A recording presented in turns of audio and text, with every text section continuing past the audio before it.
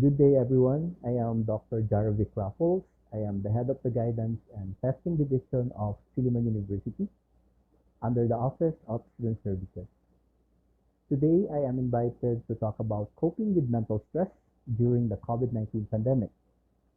As you may all know, that the COVID-19 pandemic caused a lot of panic and distress all over the world. There's a lot of information shared to us on how to protect ourselves from the virus, such as washing our hands, wearing our masks, observe social distancing, and boosting our immune system. But what's equally important is also to keep a mental health check, especially in this time of crisis.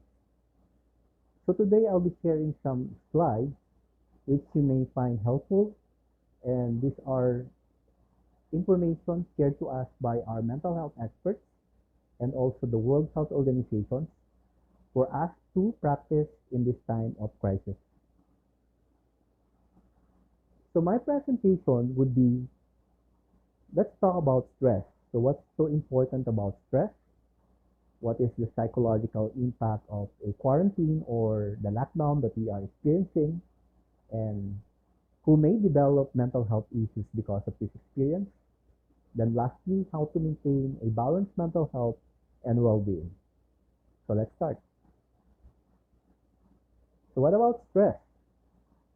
Basic information we can get from academic materials states that stress is an experience that is different from everyone.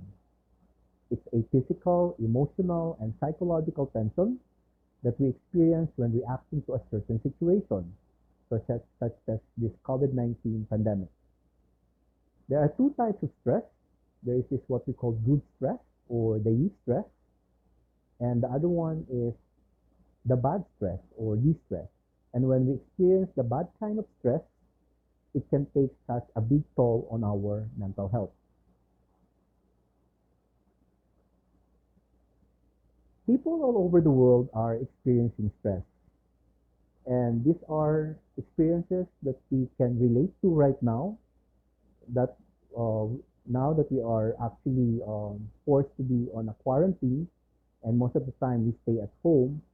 And the sources of stress may stem from the following, such as, of course, the idea or the risk of being infected, the fear of becoming sick, regardless of any kind of sickness. It can take an alarm in our body and our mind as well. Then, of course, the fear of losing our loved ones, the prospect of financial hardship because some of us may not be able to do their regular work because some are still on the enhanced quarantine situation, and also some are in the general community quarantine. So most of the time we are forced to stay at home. And of course, the stress of bringing work at home for some people, and for students, having the adjustment of doing the online study, and this stress can take a toll on our mental health. Record shows that 2.6 billion people in the world are experiencing some form of a lockdown. Quarantine or a lockdown are restrictions of movement of people who may potentially be exposed to contagious disease. And that is what we are currently experiencing right now. However, this also creates psychological effects on us, especially on our mental health and well-being. So in this time of crisis, what's so important is to know the coping of when we are in a stressful situation due to this infectious disease outbreak. And there's the impact on our emotions, our behavior, and the way we think. So people may develop some mental health issues because of this experience. So let's get to know this. Signs of stress may vary from our body reaction, our responses, our feelings and emotions, and of course, the way we think. So when you talk about our body, some of us may experience stomach aches, headaches, body pains, changes in the appetite. We used to eat regularly, but because of this experience, we tend to skip meals, or we have Some people may do it excessive eating. Of course, sweating or chills are also an experience in the body because of stress. And then tremors or muscle pains can also be an experience to a body reaction because of the stressful situation that we are into. And then when you talk about emotions, some manifestations are being anxious or fearful, and you don't know where is it coming from. And then the feeling of being depressed, feeling guilty, feeling angry, sometimes not cope, not coping about anything, and that's so very unusual for some people. And they tend to, some people may experience crying at the middle of the night for no apparent reason. So feeling overwhelmed or the feeling of sadness are very common when we talk about the signs of stress in our emotions. And when you talk about thinking, our response to this are we tend to think a lot, or we tend to worry on so many things, feeling confused on what to do, having trouble thinking clearly, like coming up with certain decisions, either simple or big decisions. We're having some difficulty in doing the processing, and then difficulty concentrating, then also difficulty, of course, making decisions on a day-to-day basis. These are signs of stress that we experience, especially in this time of crisis.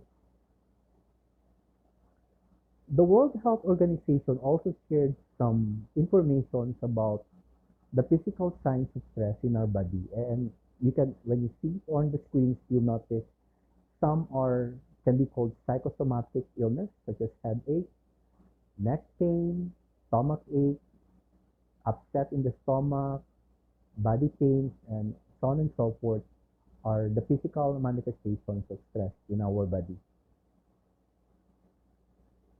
So when you talk about signs in our behavior due to stress are the following: an increase or decrease in your energy and activity levels, because now we are forced to stay at home often, and perhaps some of us are very active, we go out a lot, we engage with other people, but now because of this experience, or we are forced to be in a quarantine, then there is probably a decrease in your energy activity. So there's a tendency for us to sleep a lot or not doing anything, especially when you are on a quarantine situation.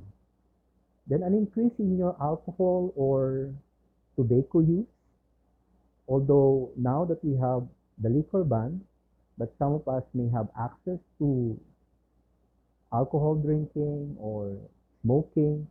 So either there's tendency that you increase this so that you release the tension by drinking or smoking. Then of course an increase in irritability with outbursts or anger and frequent arguing. Um, this is very common that we experience nowadays, especially with our family members or with someone that we are staying in the house together, and there's a tendency that you tend to be irritable, or simple arguments leads to a something unpleasant in conversation. So that's a reaction because of stress. Having trouble relaxing or sleeping, that's also a major manifestation, because some people may have experienced sleepless nights even if they're just at home, and also crying frequently for no apparent reason, and that's already the signs of stress in our behavior. So then of course we have wanting to be alone most of the time, so that's also a behavioral manifestation. Blaming other people for everything, even just for a simple thing, um, can be also a manifestation of our stress response. And then, of course, having difficulty communicating or listening to someone, having difficulty on accepting help, inability to feel pleasure or having fun. So these are some of the behavioral manifestations of stress to our emotions. But what can we do to take control on this situation? So our mental health experts and the World Health Organization share to us some tips to practice in this time of crisis. For example, the Tanglao Mental Health Group shared to us how to protect your mental health in this time of pandemic. So what I did is to incorporate some of the tips, and I also shared some of the practices I do, which you may find helpful in your own personal coping. So other mental health experts are suggesting that we should take control of our emotions, our behavior, our mind and body. So when you talk about taking control, the mental health implications can affect everyone differently, and this can take a big toll on our mental health. So how to overcome it, or of course, during the time of stress, pay attention to your own needs and feelings. Sometimes we tend to ignore what we feel and then what we think. This is the time for us to have personal reflection, self-meditation, for us to know where the experiences are coming from. Like avoid or having more exposure to electronic screen, because this can lead to or it can trigger tension in our body. So because of the experience that we have more time to ourselves now, we have the tendency to always look into our gadgets, our cell phones, our laptops, our iPad, and we spend more time using these gadgets uh, for the entire day. So I suggest that we limit this engagement so that we also lessen our stressors on a day-to-day basis. Then, of course, don't overdo the naps, because now that we have the time to sleep, then we have the tendency to sleep at night and then sleep in between. And actually, what is suggested is at least we have 7 to 8 hours of sleep every day, so that we can have a balanced, healthy mind and body. Because more than that, it may lead to a feeling of exhaustion or not a good feeling. I'm sure you can relate with me if you oversleep. So, and then of course, limit media intake and focus on positive information. So, in my case, what I do is I purposely avoid listening or reading stories about the COVID-19, not unless I'm getting it from a very reliable source, because other information can actually trigger certain emotions or tension or certain panic to us. So if you can avoid doing that, and you can actually divert your attention to more productive or more insightful material rather than hearing or listening or reading negative news or any information that talks about the COVID-19 pandemic. Then, of course, um, very classic way of making ourselves calm and relaxed is listening to soothing and relaxing music. So you have your own genre where to find the source of music. So in my case, I love listening to jazz because it relaxes my mind, and I hope, and also you have your own personal practice in your own choice when you listen to music. So that's one way to take control of our feelings and emotions in this time of crisis. Then, of course, we have to take care of our body. It's also important that we need to take care of our body in this time of crisis, like make use of physical activity.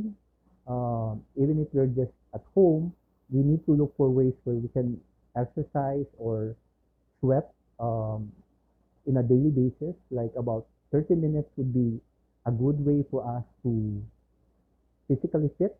Like in my case, I make it a point since the start of the quarantine, I do work out for 30 minutes It doesn't have to be like the formal workout. Sometimes I do gardening or cleaning the house. It's also a form of a workout. And if you have a workout routine, then you can follow that one. It's also very important. And for me, I use water gallons or let's say 6 liters of water container as my weight. So in that manner, I continue to have my regular exercise. Then practice healthy living habits. So what do we mean by this? Like eat healthy foods, more vegetables, and also fruit intake can be a good habit in your eating, and it will also give a lot of benefits to your body.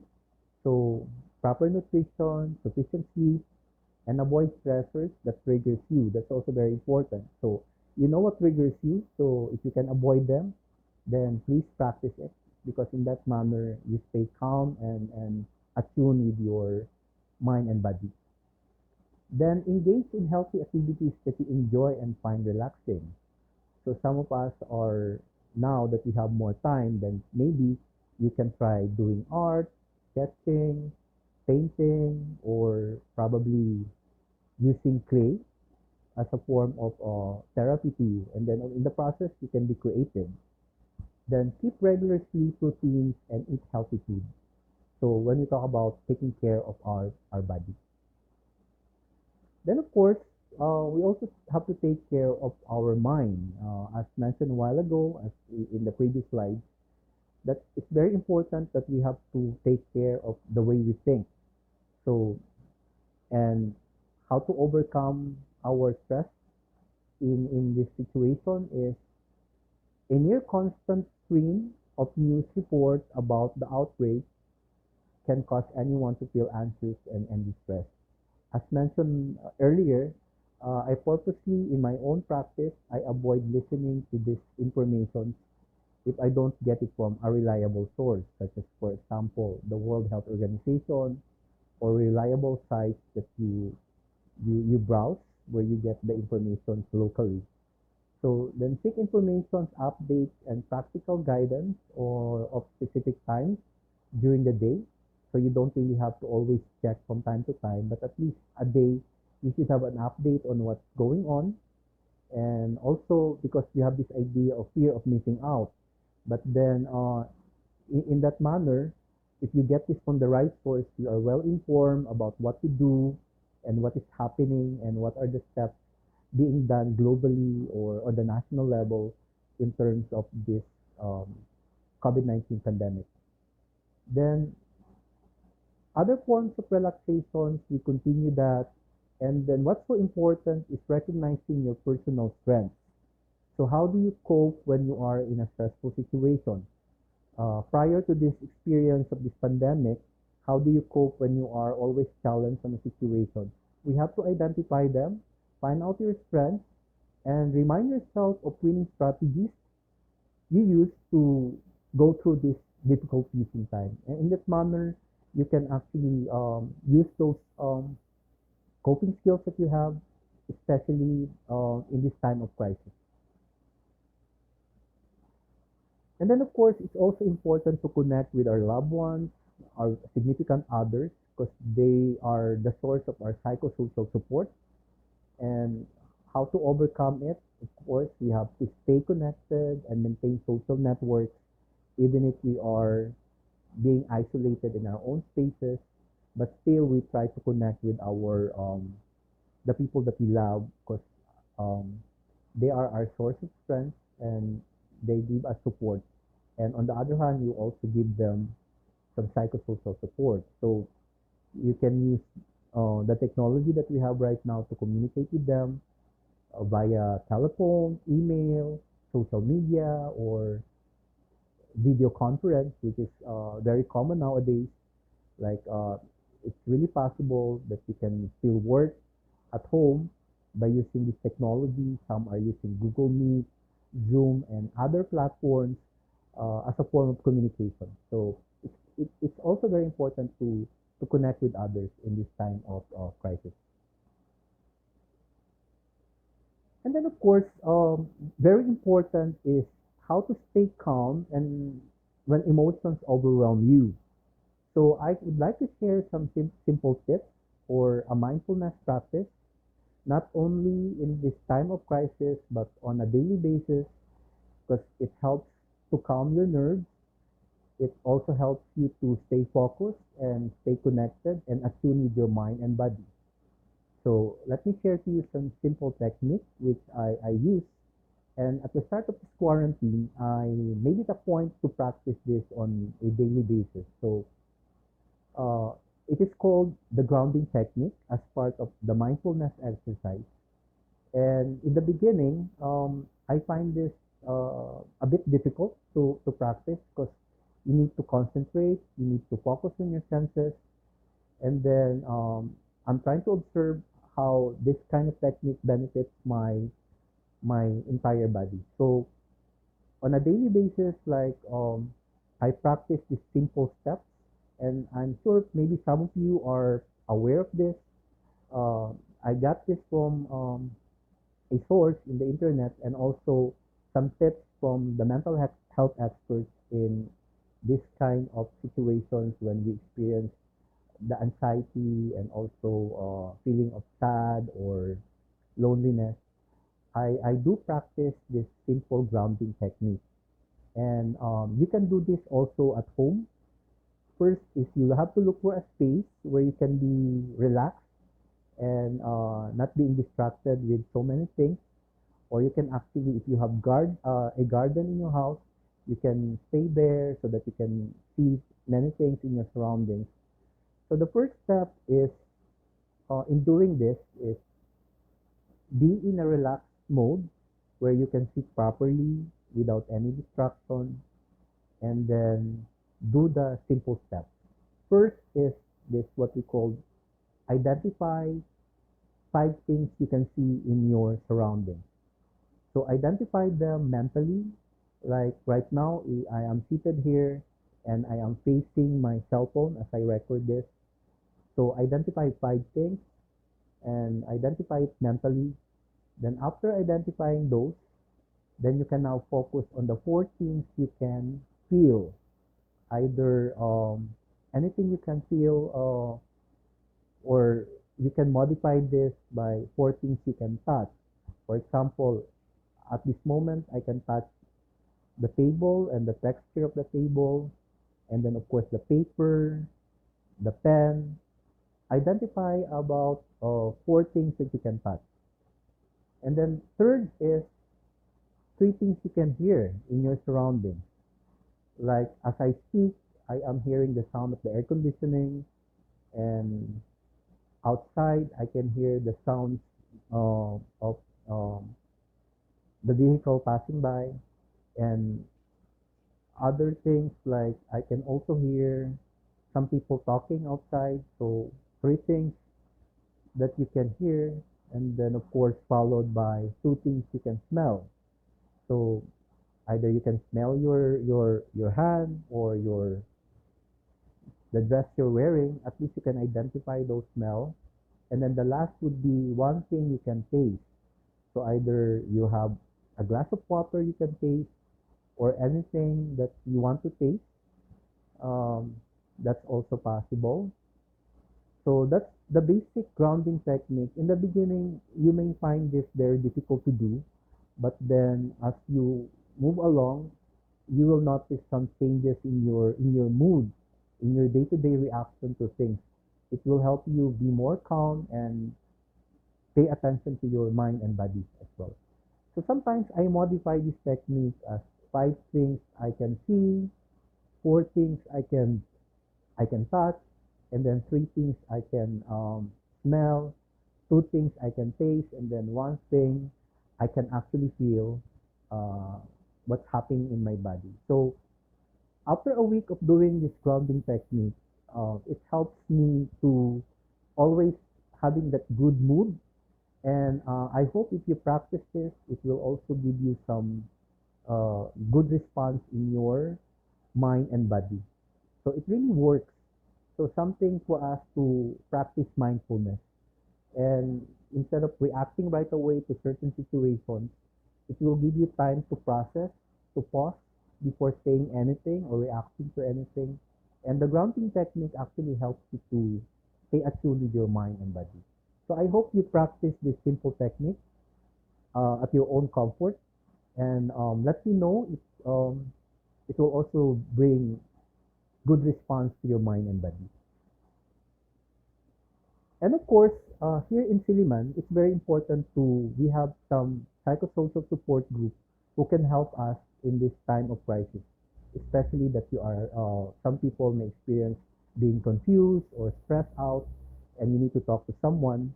Then in Siliman, we have this what we call the Siliman hotline, and the number is on your screen: 0917-707-1901. And you can contact this number. The guidance counselors of the university are very helpful to assist you in your psychosocial support needs. And some students are able to contact us through email, like guidance@su.edu.ph. And some are in another platform because we have a Facebook page. The name is SUGTV. So all these forms where you can actually ask assistance in this time of crisis is really necessary. You cannot do it alone. If you need someone to help you in your adjustment, then avail of these services. So that ends my presentation. So I also posted the sources where I get those information that I am sharing. As I mentioned a while ago, I got this from our mental health experts and also the World Health Organization. Then I added some of my practices as I cope with this pandemic, and also to maintain a mental health and well-being in this time of crisis. So I hope you learned something in this presentation, and for your own use, you can actually do it and practice it on a daily basis. And if you have questions, I am here to talk to you in our forum. And have a good day, everyone.